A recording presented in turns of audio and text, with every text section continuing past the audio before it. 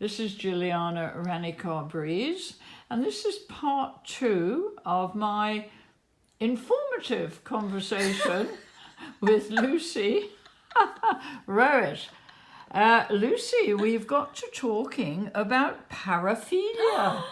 Ooh la la, do tell me about paraphilia and what it means. So I feel that, Jilliana, you're trying to sensationalise these videos. In between these video takes, we were having very hilarious discussions about different sexuality. Well, we are, aren't we? We are. And I guess this would be very good YouTube clickbait. We were talking about, I think in the previous video, I talked about how the old model of sexology, which, and when I mean sexology, I mean the medical model, the old therapeutic model. When I say it focused on pathology and dysfunction and perversion, how can I describe this? The old school of sexology focused on what's wrong with you, and it likes to pathologize certain sexual behaviors, expressions, and identities. So again, if you think of how homosexuality 50 years ago was seen as a psychiatric disorder, if you've heard of something called the DSM-5, which is a diagnostic manual for diagnosing psychiatric disorders, I don't know about the latest update, but certainly it has included as a psychiatric disorder paraphilias, which has many different subcategories, which includes... Which are? Trying to reel off all of them. Voyeurism, frotteurism, paraphilia in terms of being sexually attracted to frotteurism, being attracted to a certain sexual behaviour. And you mentioned about an American woman in a railway station. Oh, well, there's all these, you can find these extreme stories or funny stories, or people think are funny, where there are stories of people who are in love with certain objects and film stars, people who are, in love with Marilyn and so on. Yes, you can. If something that I describe is human sexual expression is infinite, and something that I believe in and that I was trained to is anything that happens between consenting adults is okay, and this can include the range of different orientations, being attracted to different objects, different sexual activities. And we talk about fetishes and paraphilias. Some people get really turned on by balloons. Some people get balloons, and that actually there's a whole subculture within balloons. So some people get turned on by popping balloons. Some people get turned on by just feeling balloons. Some people get turned on by blowing up balloons. There's a funny party game of... It's like blowing up condoms, I suppose. Yeah, I guess so. There are many different reasons why people are attracted to balloons. For example, you can be attracted to anything. Anything can become a fetish.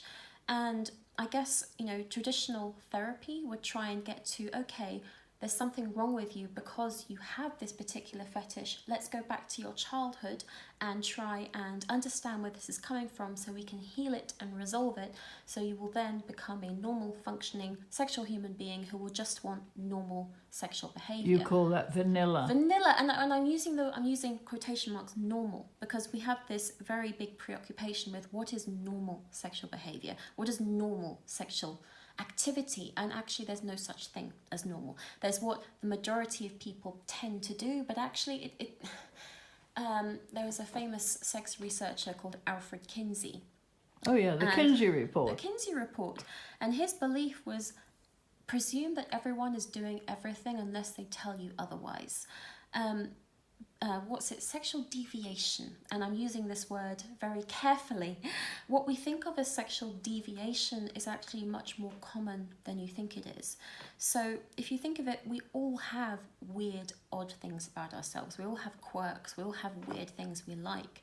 If you think of, a lot of people think that you have to be, there's a big preoccupation with being normal, and not just within sexuality, but within having a normal job, normal lifestyle.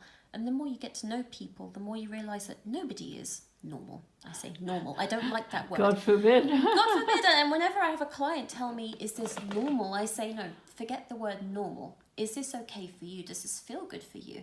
Is this something that feeds you? Don't worry about what is normal or not, as long as it's consensual.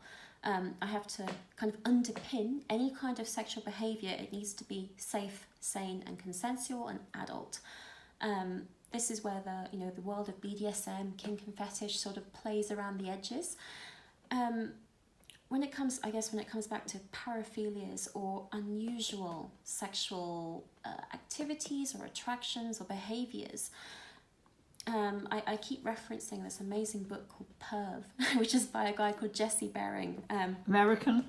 I think so. I can't remember. I read it ages ago. Perv. I love the book because it talked about how actually what we class as perversion or dysfunction is actually very relative to the culture you're living in. Oh, yes. Very relative. Depends which country you are. Depends what country you're on, which culture you're from. So often the distress that somebody will feel around a certain sexual behavior or activity can be very related to the culture they live in. Oh, yes. And, I guess I'm sort of skating on thin ice here. I think when it comes back to unusual sexual behaviors or attractions or activities, as long as it's safe, sane and consensual, and as long as it's making you feel happy, as long as it's feeding you, the essence of the sex coaching process is not so much me trying to put my own values onto you, it's you getting to a place where you feel happy with who you are and you feel happy with the way you're expressing yourself in a way that feels good to you. As long as it feels good to you and it's not harming you,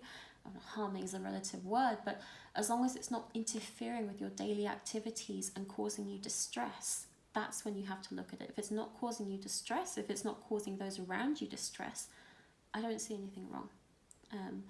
I'm sort of thinking now of, there's a very good sex therapist and researcher called Galen Faust, and he is doing a very large scale research into kink and fetish and BDSM, because he believes that kink and fetish is a sexuality within itself. He calls it fetosexuality. But you mentioned what was the word? Edutainment. So this is kind of coming back to the other aspect of wait a minute, because you do hen parties. I do hen parties. Yeah, what was that word again? Edutainment. That's not edutainment. That's not my word. No, but it's a great word. And you have fun hen parties. Can you describe some of those? So, in my work as a sex coach and a sexologist, I work privately with clients, individuals and couples. Another aspect of what I do is hen parties, or what the Americans would say bachelorette parties. Not stag. No, not stag. I prefer working with women. I guess the essence of hen parties is when I say edutainment. So when you think of a traditional hen party, you think of, lots of willy straws. And, no, you're talking about sex toys. Sex toys. I want to set up a woman when she gets married, and I mean heterosexual, but also lesbian couples as well, or same-sex couples. I want to set somebody up for marriage, for a long marriage and relationship full of passion and excitement and intimacy. And the hen nights, I guess this kind of comes back from my past doing Ann Summers parties as well. Oh, so I forgot to mention about the fact you worked at Ann Summers. I worked for Ann Summers. I was an ambassador. The hen parties that I do now are, I do have sex toys that I can show women how to use. When I say demonstrations, I mean showing them on the table. I also have really interesting fun facts about female pleasure spots and general pleasure spots around the genitals, and how to find your hot spots and those of your partner. I thought it was the G-spot. Oh, there are many different pleasure spots. When we're thinking about vulvas, there are so many pleasure spots within the vulva itself that are not talked about, certainly not taught within high schools. So I want my evenings to be fun, so we'll do lots of ice-breaking, fun, silly games, but also including how to pleasure your partner, how to pleasure yourself. What's the word? It's a pity you didn't bring some of them with you. I know. I forgot. You'll have to come back. I'll have to come back. We'll have to do a part 3 with sex toys and vaginas and vulvas and God knows what else on the table. Yes, we should do that. Of course, the expression "put your cards on the table," but not in your case. I have lots of different props and things, including a vulva pillow, which is anatomically correct. Vulva pillow, so it shows all the anatomy of the vulva, so the clitoris, the labia, the introitus, it has the G-spot and the cervix as well. I think when it comes to sex education, the sex education that we received in high school generally was not very fun. I remember hearing about amoebas. Can you believe that? Sex education in the 1950s, my God.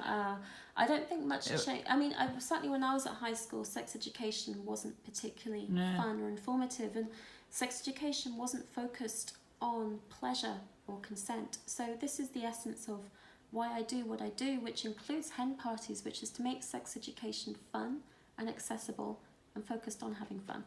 Okay, well, we'll talk about that in part 3 with a few instruments or toys. Okay, thank you very much, Lucy. It's been a pleasure.